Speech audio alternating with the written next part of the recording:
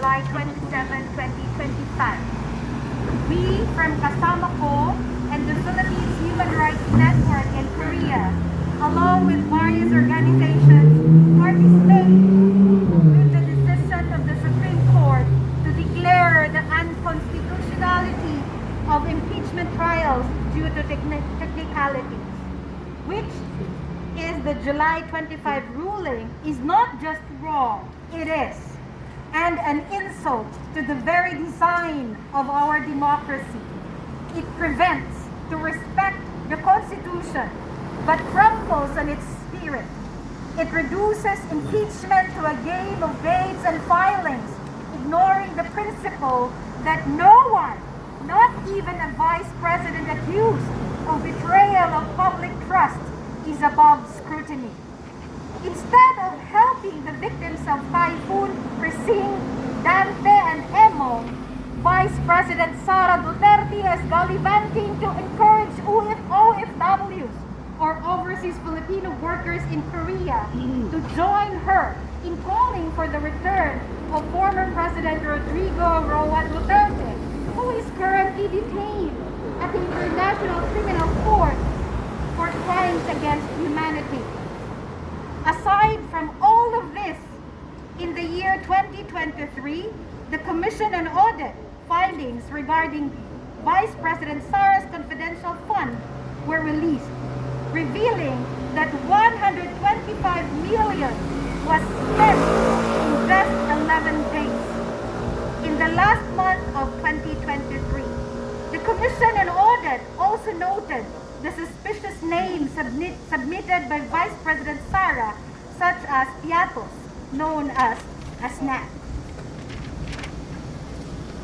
The Makabayan bloc in Congress also noted that Vice President Sara's confidential fund was not included in the budget allocation under the General Appropriation Act, or GAA, for the year 2023.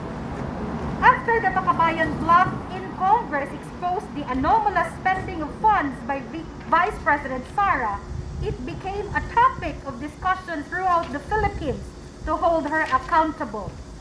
According to the Post-Asia survey, 66% of Filipinos favor prosecuting Vice President Sara in the impeachment court.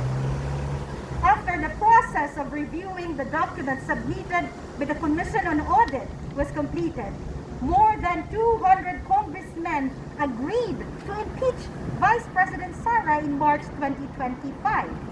They immediately passed it to the upper chamber of the Senate to promptly commence the trial. Unfortunately, Sara's allies in the Senate are taking measures to prevent the impeachment trials from proceeding. It is now clear that the ruling elite, BBM, Senate, and the Supreme Court, has planned to avoid the accountability of public officials to maintain the status quo. The issue of accountability for government officials violating the Philippine Constitution should be addressed, and the primary responsibility lies with Congress and the Senate, because they have the authority to allocate funds to elected government officials. We believe that the constitutional process to impeach Vice President Sara in the lower house would push through based on the process followed during the impeachment of former President Joseph Estrada and Chief Justice Renato Corona.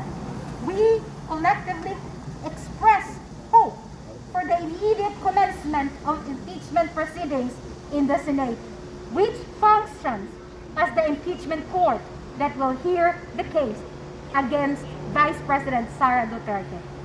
Philippine Human Rights Network in Korea, KASAMMA KO, Bayan Askap, Migrante International, ICHER, ILPS, and IPWSL Korea. Thank you.